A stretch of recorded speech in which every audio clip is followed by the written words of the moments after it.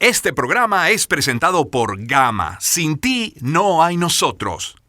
Bien, y gracias por acompañarnos en la señal de éxitos en este nuevo Improvisando. Improvisando, por cierto, idea del maestro Aquiles Báez. Y nuestro invitado el día de hoy, nuestro invitado central, es un caraqueño, nacido en La Candelaria, mayor de 8 hermanos, es locutor, tiene un certificado, 14.066 es su certificado de locución. Es profesor, mención Geografía e Historia, cronista oficial de la ciudad de Mérida, es miembro de la Academia Nacional de la Historia. No sé si ya va con este perfil adivinando, anticipando de quién hablamos. Sacerdote, licenciado en Teología, magna cum laude, habría que agregar, doctor en Teología Pastoral. Hoy, y allí ya le digo quién es, hoy es arzobispo de la diócesis de Mérida, administrador apostólico de la arquidiócesis de Caracas. Me refiero a Baltasar Enrique Cardenal Porras Cardoso. Cardenal, ¿cómo está? Bienvenido. Encantado de poder aquí compartir con ustedes en este programa. ¿Cómo me le va? Mire, eso de Baltasar Cardenal Porras me lo enseñó mi muy querido profesor Armando Visconti. La forma correcta de colocar el título cardenalicio es antes de los apellidos, ¿cierto? Sí, eso es la tradición que... Bueno, hoy en día como no hay tradiciones, si cada quien lo pone antes o después, pero la manera correcta es esa, efectivamente. ¿Alguna anécdota con José Visconti, un hombre tan querido?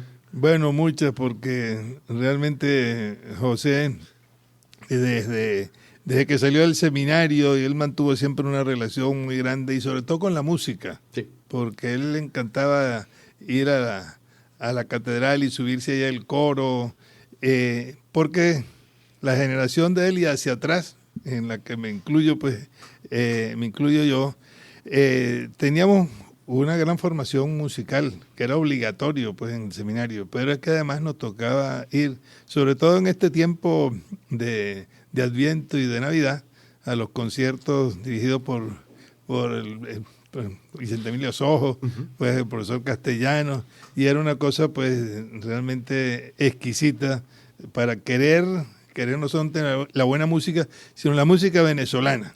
Yo, no sé, insisto mucho que una de las riquezas mayores musicales venezolanas es la música aguinaldera, ¿no? Tanto la divina como la profana, ¿no? Tanto la parranda como los buenos aguinaldos. Y por eso, pues, desde entonces, y José en eso siempre. Y una de las anécdotas con él es que, bueno, como él era tan conversador, y su mujer María Teresa, pues muy callada, sí. Después que le estaba hablando y uno le preguntaba a ella algo y decía, no, ya él habló. Yo tengo una foto muy especial que atesoro con mucho cariño. Es una foto en la radio, precisamente, en la que está el cardenal Lurosa, está José Visconti y Adrián Guacarán. Lamentablemente se nos fueron los tres, pero es una foto que atesoro con mucho cariño. Si hablamos de música, hay que presentar ya formalmente a nuestro muy querido maestro Aquiles Báez, quien además fue el genio de esta idea, que además agradezco mucho. Aquiles, ¿cómo estás? Bueno, un placer aquí, además estar aquí con el cardenal Gaspar, que digo, Baltasar. No soy el cardenal Camello. Yo tengo una anécdota muy simpática porque en un encuentro en Madrid, en una oportunidad, el sacerdote que nos estaba preparando, que por cierto murió, don Anastasio, llega y está presentando uno y otro. Y cuando llega a mí, aquí está con nosotros Monseñor, perdone, su apellido es Camello. Y le digo, no, yo era uno de los que iba montado en el camello. Entonces, bueno, como ahora hay que entender que, por ejemplo, la Virgen María hay que cambiarle la figura porque ella fue la que se bajó de la mula. Cardenal, usted nació en Caracas, luego va a Guárico, vuelve a Caracas, pero muchos años vinculado a Mérida y por eso tantos le creen merideño. Pues sí, yo creo que ya uno no sabe ni de dónde es, porque primero en los estudios de teología en Salamanca, en el hispanoamericano, era bien interesante porque estábamos de casi todos los países de América Latina y de todas las regiones de España. Entonces uno adquiere un argot peligroso, sobre todo por las malas palabras, pero que es difícil después como identificarse. Y por supuesto tengo 38 años pues en Mérida, primero como obispo auxiliar y después como arzobispo, y yo creo que uno tiene que hacerse el sitio donde va. Sí. A mí me encanta y intento hacerlo cuando voy a España a hablar con el vosotros. Siempre uno Sí. Pero bueno, y eso le agrada pues al que está. O si va uno a Argentina, habla como el argentino, o en Centroamérica también con el voz. Y en los Andes hay muchas expresiones o muchas palabras que son distintas a las que usamos pues aquí en Caracas. Entre otras, nada más, por ejemplo, el uso del usted y el tú. Claro. Si uno trata de tú a los muchachos, en Mérida se quedan viéndolo a uno, porque todo el mundo se trata de usted, entre hermanos, marido y mujer y todo, es el usted. Entonces vengo aquí a Caracas y empiezo a hablar. Ahí se le salió el merideño, se trata de usted. Ahí se le fue. Y entonces llego aquí a Caracas y le llamo a alguien usted y me dice, uy, tú sí estás gocho. ¿Hay algún pueblito, alguna población, algún caserío en Mérida de los que no son tan visibles para el turismo? Porque uno habla de Mérida, uno habla de apartaderos y habla de Jají, habla de Chachopo, apartaderos, Mala Loca, Luz Caraballo. En fin, hay sitios realmente espectaculares. ¿Hay alguno que no sea tan conocido y que diga, mire, hay que conocerlo? ¿Cuál sería? Mira, hay que conocer los pueblos del sur merideño. Claro. Porque eso es otra realidad. Están golpeados este año con las lluvias, ¿no? Sí. Claro. Y hay tradiciones también ahí muy bellas. Y quizás el más lejano de todo se llama el Quinó, una aldea del Quinó. Yo tengo que ir ahora en diciembre a ordenar a un muchacho sacerdote que salió de esa aldea del Quinó. Está detrás del Pico Bolívar, pertenece al Morro. Si fuéramos en línea directa desde Mérida, yo creo que no está ni a 100 kilómetros. Pero para poder llegar allá, hay que ir de Mérida a Barinas, de Barinas a Socopó. En Socopó coger un jeep y subir unas 2 horas y media hacia la montaña, y es una aldea. Mejor llamamos a Valentina. Pero la verdad que es exquisito, y el comportamiento de esa gente que tiene, gente bajada de la montaña y que tiene su relación pues más directa con el llano alto barinés. Bueno, pero lo que es ir a Canaguá, a Mucuchachí, a Mucutuy, a Guaymaral, a todos esos sitios, y encontrarse con una serie de tradiciones pues muy bellas y hermosas, con una personalidad también muy curiosa. Gente muy trabajadora, porque allí el Estado, los gobiernos han llegado después de las iniciativas de la gente. Por eso también ahí hay tanto aprecio por el sacerdote, porque se abrieron los caminos a pico y pala antes de que llegara después el tractor, y con el agua, con la luz, con todas las cosas. Cuando yo llegué a Mérida, yo dije, ¿a dónde me han mandado, Dios mío? Las primeras visitas a esos pueblos del sur, no había luz eléctrica, con lámparas Coleman.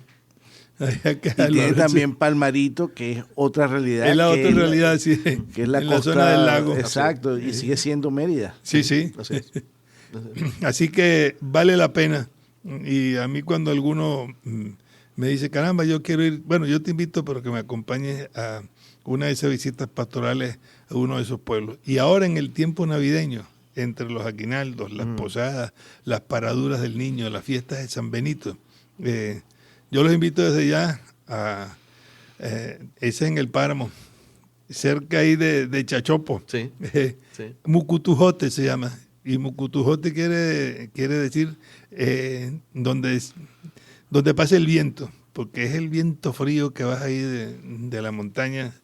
En los días de aguinaldo y Navidad, para la fiesta de San Benito, uno se levanta en la mañana temprano y está todo blanquito de la helada pues, que haya habido.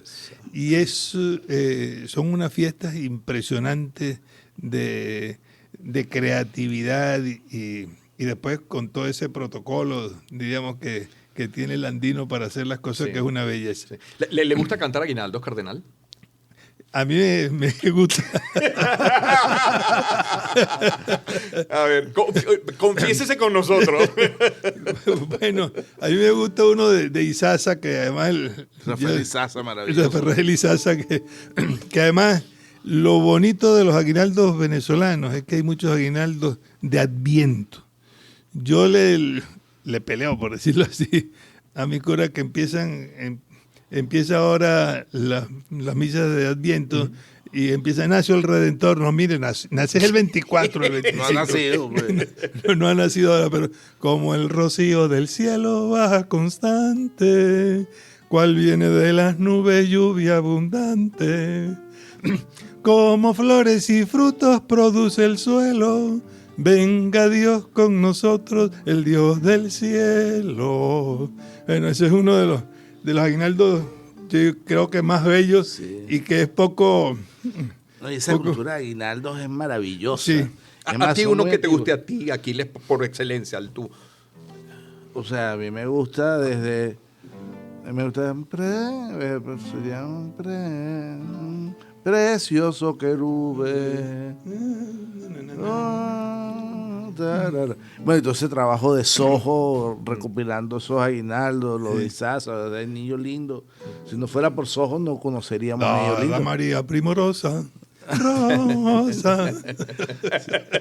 Cardenal, me llama la atención ese segundo grado, estudiando segundo grado en San Juan de los Morros, ¿no? En Guárico. Ya en tercer grado había vuelto a Caracas. Sí, pero, sí. ¿pero por qué Guárico?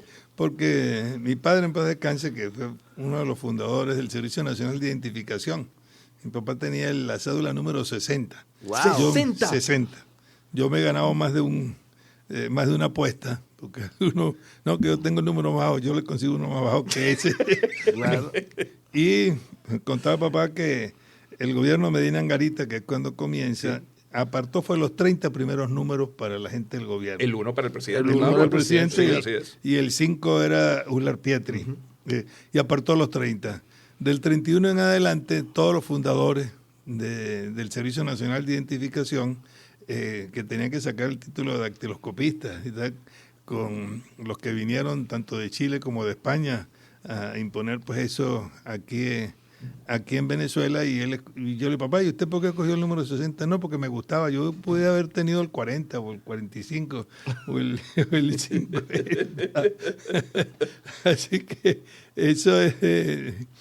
bueno, y él como era jefe de identificación, entonces los cambiaban mucho de un sitio a otro. Mi papá fue jefe de identificación en San Cristóbal, fue en Mérida, fue en San Felipe, en Maturín, en Los Teques y también en San Juan de los Morros. Hasta que, bueno, mire, hay que estar fijo para poder criar a los muchachos. Claro. Y no estar brincando de un lado a otro. Cuando, si le pedimos, el cardenal Baltasar Porras nos acompaña el día de hoy, o Baltasar Cardenal Porras, si le pido que me hable de su infancia, ¿dónde se ubica? ¿Se ubica en Caracas? ¿Se ubica en Guárico? Y una vez ubicado, ¿qué recuerda? ¿Cuáles los olores? ¿Cuáles los sabores? ¿El paisaje? Llévenos con usted a su infancia. Mi infancia y adolescencia yo lo centro es en Caracas, que es donde me crié, y las vacaciones el mes de agosto en Táriba, donde iba era mi abuela y a mis tías, y claro, las ferias de la Consolación de Táriba y la casa de mi familia en la plaza Bolívar, donde se montaban todos los tarantines de la feria, y era muy interesante. Pero hay que ver lo que era la Caracas. Yo me crié en el centro de Caracas, en la parroquia de Santa Teresa, y ahí fuimos a Naguillo. Y yo digo, caramba, nosotros jugábamos pelota hasta en la calle, y uno se apartaba cuando pasaba un carro. Así es. Y estoy hablando de los años 50. Y en el Colegio Fray Luis de León, con los padres agustinos, de los que guardo un inmenso recuerdo, y después Monseñor Carrillo, que era el párroco de Santa Teresa, de ahí mi devoción también por el Nazareno, y por la buena música venezolana en que el maestro Sojo y tantos otros iban a cantar y a tocar pues en la Basílica de Santa Teresa, pues, y la serenidad y la tranquilidad que tenía entonces pues la ciudad.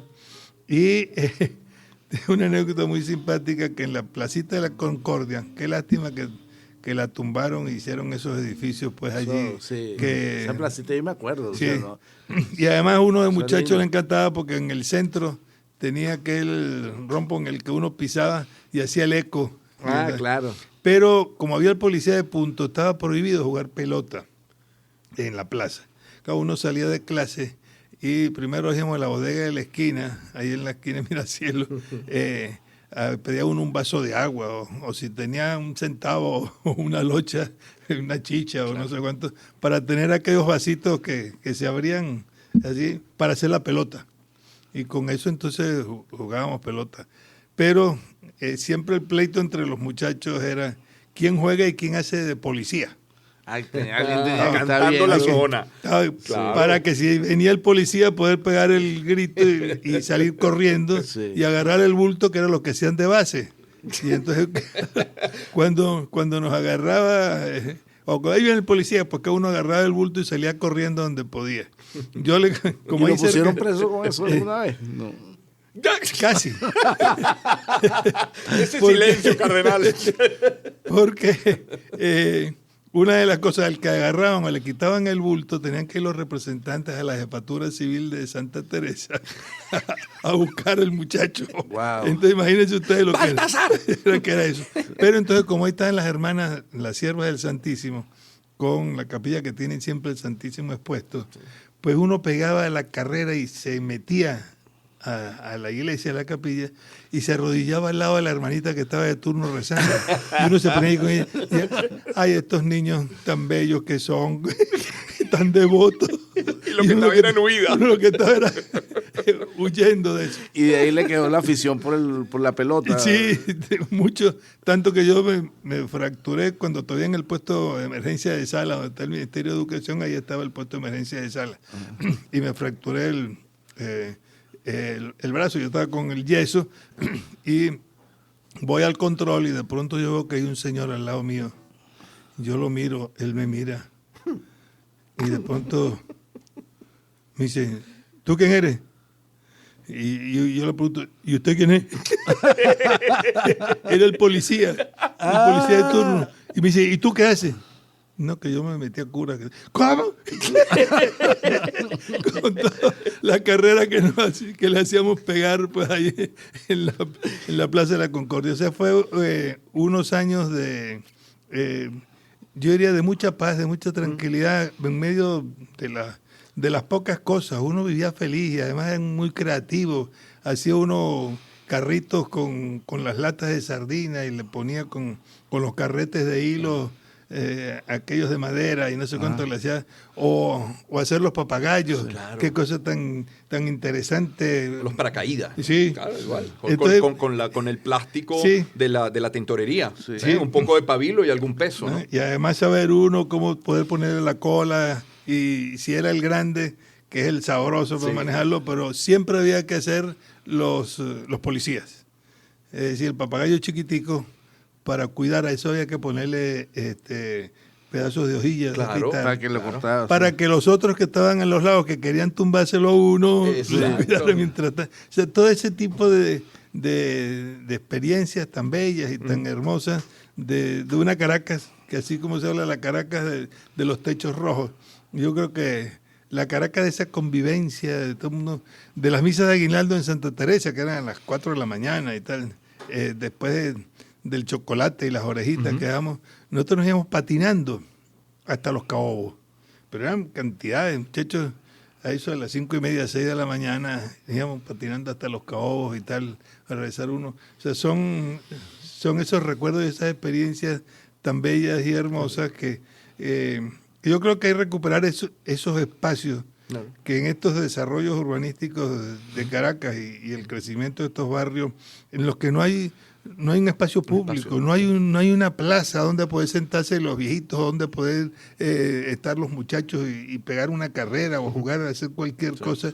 Entonces uno vive como preso, vive encerrado y lógicamente eso lo que genera es un sentido de violencia y de apartar pues al otro, ¿no? Entonces, pero bueno, creo que hay que dar gracias a ser de esa generación. Claro. Hay una cosa con respecto a los aguinaldos. El otro día tuve una conversación bien larga con una gente que me decían que todo lo que estaba dedicado a la Virgen no podría ser considerado aguinaldo. Pero yo digo, o sea, pero la Navidad también es la Virgen, o sea, es la natividad, ¿no? Claro, por supuesto.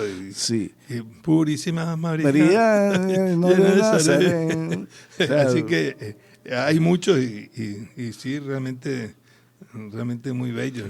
Cardenal Aquiles, vamos a ir a la pausa. Luego de ella, Cardenal, entre otras cosas, quiero que hablemos de su vida en el sacerdocio. ¿Cuándo toma la decisión? Y bueno, hagamos un resumen de ese muy nutrido recorrido. Por cierto, agradecer a Renata por hacer, digamos, más digerible la mañana el día de hoy, por endulzar este rato sabroso. Sígalos en @productosrenata. Cardenal, ¿cuándo toma usted la decisión de irse por la ruta del sacerdocio? ¿A qué edad? ¿Cuándo? ¿Cuál fue la revelación, si es que hubo? Mire, yo lo primero que veo es que Román como estudió con los jesuitas está convertido en cura, pero Es más me cura está que usted. confesando. Pues sí. Pues, yo creo que buena parte, primero, por la tradición mía familiar de una familia muy católica, y después en el Colegio Fray Luis de León, con los padres agustinos y sobre todo con alguien que yo le guardo un recuerdo muy grato, el padre Hilario Briones, que fue quien me preparó para la primera comunión, y él quería que fuera agustino, agustino. Y como yo era monaguillo en Santa Teresa, como el señor Carrillo, Hortensio Antonio Carrillo. Probó el vino y la hostia antes de consagrar, seguro. Más de una vez. Más el vino que la hostia. Y entonces recibíamos más de un coscorrón. También. Porque entonces Monseñor Carrillo, ¿y por qué se está acabando ese vino? Bueno, que los padres toman mucho. Y era eso de uno, de muchacho, meter. Probar. Claro. Era bien interesante. Y entonces me nació eso de ir al seminario, que tengo que confesar, a uno las aficiones y las vocaciones nacen por lo más sencillo. No es que uno dice, bueno, una revelación y Dios me dijo, no, hay que, sobre todo por el deporte. Yo he hecho deporte toda mi vida y casi que lo necesito, pues cuando veo a unos muchachos jugando me encanta pues verlos, y si están sudados y está más todavía que están como... Y también ha hecho música, ¿no? Estudió violín, ¿no? Sí, bueno, y tengo compañeros, pero Esperazo fue un compañero, pues, Sí. En el seminario hay unos cuantos además que salieron grandes músicos y directores y compositores, de tal manera que nos quedamos los que no distinguimos mucho un sol de un garrotazo. Pero además la clase seguramente era sol, ese no es sol. Un garrotazo ahí, ¿no? Sí, ¿Y estudió con el maestro Sojo? ¿No? ¿Llegó a estudiar? No llegué a estudiar con él, sino verlo, pero con el profesor Rey Cubillo, que era el profesor en el seminario y que fue el primer flautista de la Orquesta Municipal de Caracas, colombiano él, pero un hombre polifacético en la música que dominaba muchos instrumentos. Y Monseñor Arias Blanco, él quería que en el seminario primero todos teníamos que aprender algún instrumento, estudiar también teoría musical, no era juego, y que el seminario tuviera una orquesta. De tal manera que nosotros íbamos a tener en el seminario una orquesta como de 50, 60. Wow. ¿Y qué ejecutantes. tocaba? Exacto, el repertorio. Bueno, yo era segundo violinista, ¿no? El primer violinista era el padre Antonio Rojas, y segundo violinista también era Jesús Ignacio Pérez Perazo. Sí. Por eso yo le echo broma a él diciéndole que yo era mejor violinista que él. Imagínense lo que... Bueno, además, y hay jerarquías, así como las jerarquías eclesiásticas en la orquesta. O sea, Claro. o sea, el segundo claro. atril, no tiene el nivel del primer atril. Sí, Claro. sí. Y nosotros debutamos en el Teatro Municipal, precisamente con Aida. Aida, Sí. wow. Ay. Re, sol, la, re, la, si, do, sol, si, la, sol.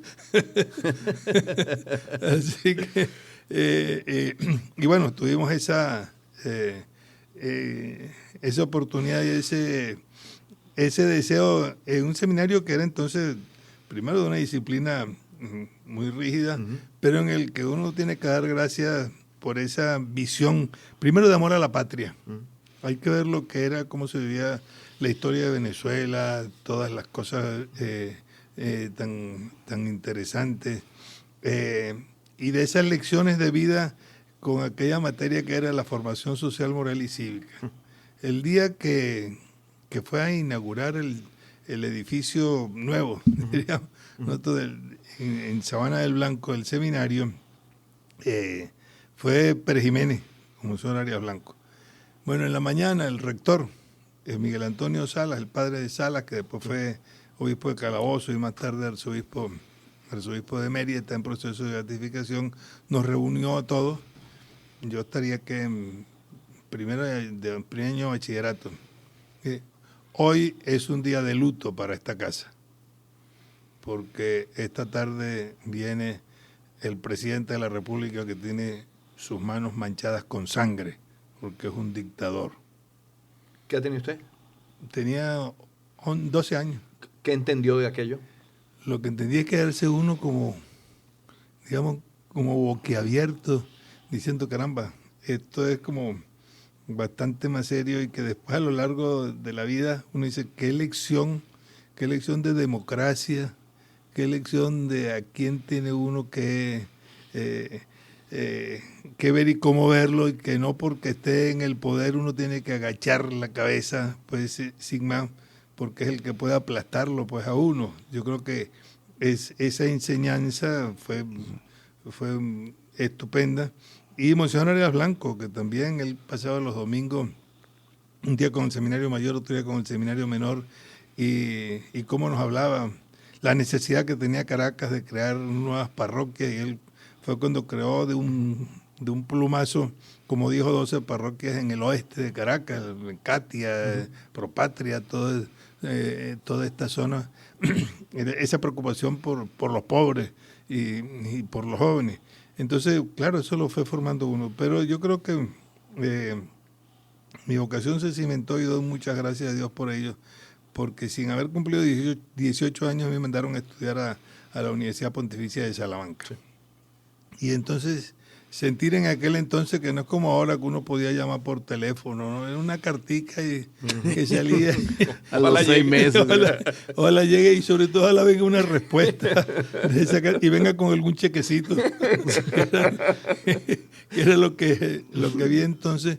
Entonces, bueno, aquí es donde yo tengo que ver, aquí nadie me conoce, yo no soy nadie, aquí es donde yo tengo que decidir por mí mismo lo que quiero hacer. Y bueno, fue una experiencia, porque una universidad como la de Salamanca, tanto la Pontificia como la Civil, en ese intercambio, en esa diatriba, diríamos, de las distintas visiones de la ciencia y del saber, bueno, eso es una cosa de verdad impresionante, lo que le abre a uno unos horizontes de vida, y que fue lo que cimentó pues en mí esa vocación, y haber tenido en ese momento los compañeros de casi toda América Latina. Pues yo tengo compañeros desde México hasta la Patagonia, de todo. Unos se ordenaron de sacerdote, otros no, pero mantuvimos siempre una gran relación con España. También había de la Guinea Ecuatorial. ¿A Bergoglio lo conoció, cardenal? No, en ese entonces no, aunque coincidimos, digamos, en los años de estudio, y digo esto que es interesante porque son los años del Concilio Vaticano II, en lo que todo ese cambio tan profundo de formación que por eso yo siento como una gran sintonía con lo que es su pensamiento, que después sí, a través del CELAN y posteriormente en Aparecida, que es quizás la proyección de la Iglesia latinoamericana al mundo, cuando Bergoglio llega como Papa con su primera encíclica Evangelii Gaudium, que, como él mismo lo dice, ahí no tengo yo sino la herencia de Pablo VI y la herencia latinoamericana de Puebla y Aparecida. Claro. Nuestro invitado es Baltasar Cardenal Porras. Corríjame si me equivoco, cardenal, pero le imponen la sotana en 1958, 14 años. La última fiesta de Rafael Arias Blanco, el día de San Rafael, 24 de octubre, porque entonces le ponían a uno la sotana de muchacho en el seminario menor. Era uno un pelele, luego, un monaguillo. Se ordena sacerdote en el 67 con 23. Con 22 no. 22. Sí. 23 todavía no cumplido. Todavía no cumplido, y además al día siguiente el terremoto de Caracas. Al día siguiente, cierto, claro. El terremoto de Caracas fue el 29 a las 8 de la noche, y el 30 a las 8 de la mañana estaba yo recibiendo la imposición de manos. Ya vamos a hablar del terremoto, pero sigo con esta historia. Le nombran obispo en 1983 a los 38 aproximadamente. Sí. San Juan Pablo II lo nombra arzobispo y le entrega el palio en 1991. Francisco le proclama cardenal en 2016. Hablaba usted ahora de esta anécdota tan interesante con Pérez Jiménez. En todo este recorrido suyo, ha visto también el recorrido político del país, con tantos gobiernos diferentes, con tantos presidentes distintos.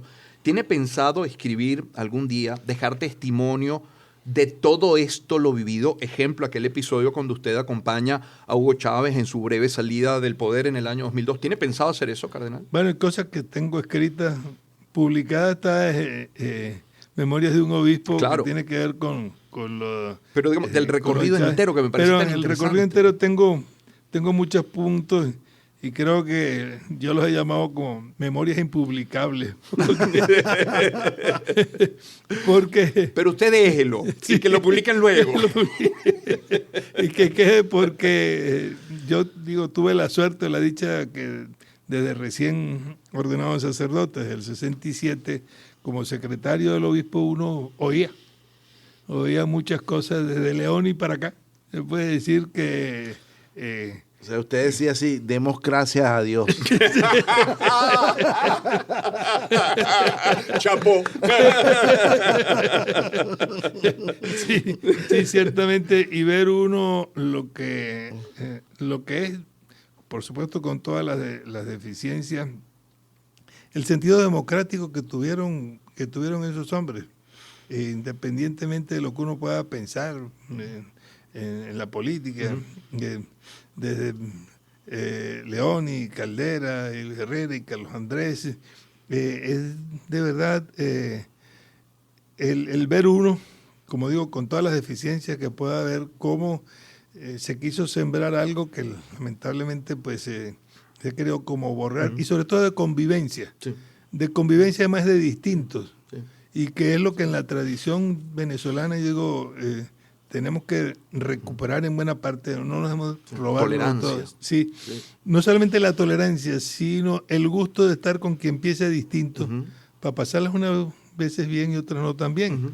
Uno, si quiere ir a un buen partido de béisbol de Caracas y Magallanes, tiene que ir con el otro. Y cuando uno va ganando, lo disfruta, y cuando va perdiendo, aguante. Sí. ¿Usted será del Caracas? No, yo soy caraqueño y caraquista. Pero usted debe ser los Cardenales. O incluso en la pelota de las Grandes Ligas de los Cardenales de San Luis. Ay, qué cosa tan divertida esto. ¿Qué recuerda el terremoto del 67 que lo mencionó ahora? Yo no recuerdo, no había nacido, pero tengo el testimonio muy fresco de mi abuela, que vivía en Chacaíto y sale a la calle y dice, dos cosas recordaba ella del terremoto. Uno, el sonido. El ruido, sí. El ruido que queda registrado en aquella grabación tan famosa que yo coloco siempre en cada aniversario del terremoto. Y luego mi abuela dice, hijo, me llamaba hijo, y me dice, hijo, era ver el pavimento, el asfalto de la avenida Francisco Miranda, pero como si fueran olas del mar. O sea, se podía mover el pavimento. ¿Qué recuerda usted, cardenal? Bueno, fíjate que yo estaba, esa noche del 29, estábamos en Calabozo, en el seminario de Calabozo, y se sintió el terremoto. Ese ruido, tú dices, y los árboles, cómo se movían, tanto que estábamos nosotros en ese momento en el comedor del seminario, una mesa muy grande, que cuando empiece, ¿y quién está metido aquí moviendo esto?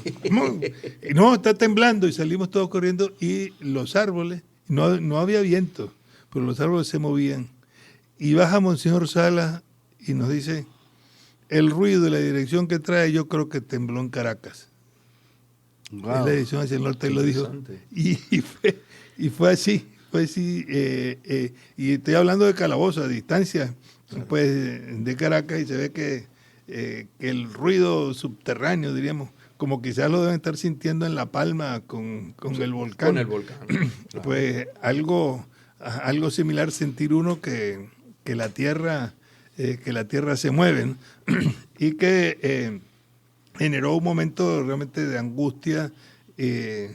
Lo que yo recuerdo es que las primeras noticias, que Radio Rumbo y no sé cuánto y tal, cuando empieza la gente a decir, yo, mi familia que está en Canarias o que está en Madeira o no sé cuánto, que estamos vivos. Uno pensaba que Caracas se había destruido, pues completamente, que eso lo prohibieron a los pocos minutos, el que se dieran esas noticias que creaban pues una situación pues de pánico. Más aún, una familiar, una prima lejana, vivía en el Palace Corbin, en la planta baja del Palace Corbin, que fue uno de los que se cayó. ¿Logró salir? ¿O no estaba? estaba en camino a Calabozo porque iba para mi ordenación. Wow. Tanto que ella, que era mayor que yo, 20 o 25 años más por lo menos, que tenía entonces, después de eso me llamaba papá. Me dice, yo estoy viva, porque vine por tu ordenación. Si no estuviera muerta, porque vivían en la planta baja. Qué increíble. Cardenal, cuando Aquiles nos propuso y nos encantó esta idea la semana pasada y habíamos cantado algo de Iglesia con Betsaida, dije, yo tengo unos cancioneros de mi época en el Colegio San Ignacio y tengo que se llama, a ver, mire, dice acá, esto letra de mi mamá, Román Eduardo Losinski Valle, 1979, tenía yo 8 años. A ver qué nos canta, ¿verdad? Otro, no, vamos a cantar todo. Este otro es del cancionero del CEL y este es muy especial, es de 4º grado, tendría yo, no sé, unos 10 años aproximadamente. Y ayer, ojeándolo, porque está el himno del colegio, el himno de Loyola, el himno fundador de San Ignacio, que es tan bello, pero vi que tenía marcado uno, bueno, tengo marcados varios realmente, pero tenía marcado uno por alguna razón, lo habré marcado, me imagino que será el una ignorante. de nuestras favoritas. Oye, se me salta ahora, lo tenía marcado, era el que dice, una espiga dorada por el sol, el racimo que corta el viñador se convierte ahora en pan y vino de amor, en el cuerpo y la sangre del Señor. Y la segunda voz dice, se convierte ahora en pan y vino de amor, en el cuerpo y la sangre del Señor. Qué lindas eran estas misas cantadas en el colegio. Sí, sin llegar a ser carismáticos, ni mucho menos, pero eran unas misas muy alegres. Yo creo que es en el otro folletico que tienes doblado una página. No, es que le tenía marcado, de hecho, un marcador rojo y era esa la canción. En fin, qué lindos recuerdos. Cardenal, gracias por acompañarnos esta mañana tan distinta, tan especial, tan alegre. Pero tenemos que ir a alguien que de verdad se sepa de música. No, yo diría que sí, tiene usted razón. Cierra el maestro Aquiles Báez.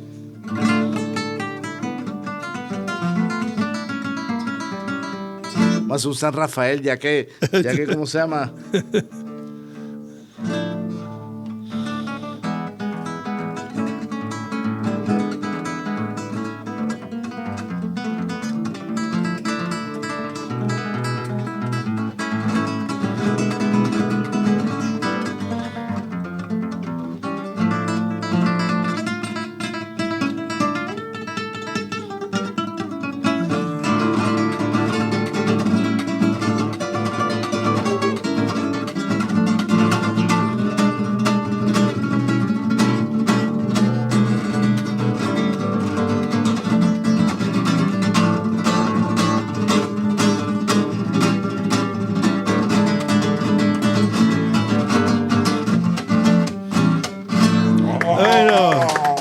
Que no nos digan que eso no es bello.